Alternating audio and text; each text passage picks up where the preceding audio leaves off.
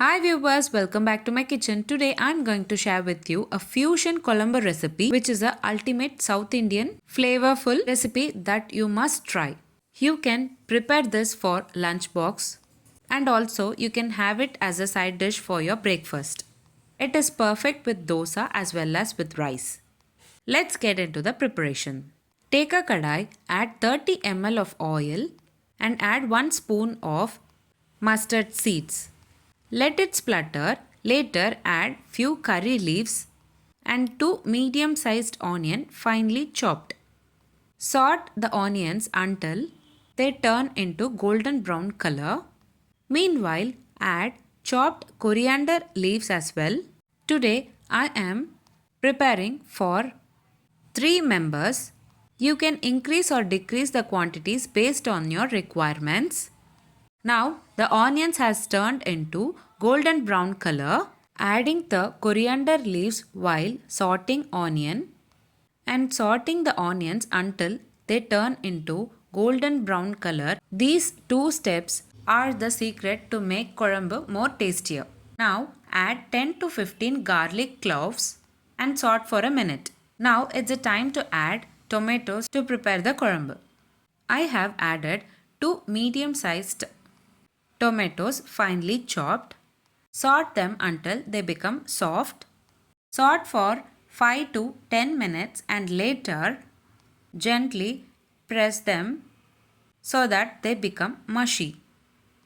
To prepare this kuzhambu, I have taken 1 raw banana, peeled and chopped the raw bananas into cubes. Immediately immerse them in a bowl of water with a pinch of salt or in a turmeric powder to prevent the darkening. Now add the chopped banana cubes in the sorted mixture. Saute for about 2 to 3 minutes and later add 1 spoon of salt, 15 grams of sambar powder, that is approximately 3 spoons of sambar powder. Saute for a minute and add required water to make this kuzhambu. Today I am going to add 500 ml of water for preparing for a quantity of 3 members. Cook for about 10 to 15 minutes so that the raw bananas cooks well with all the spices. Now it's the time to add 2 secret ingredients to make the kuzhambu more tastier. The first ingredient is to add half a spoon of jaggery powder. We are adding jaggery powder to primarily balance sharp tanginess, and the second ingredient is to add asafoetida to enhance the flavor. Mix well and cook for about 2 to 3 minutes.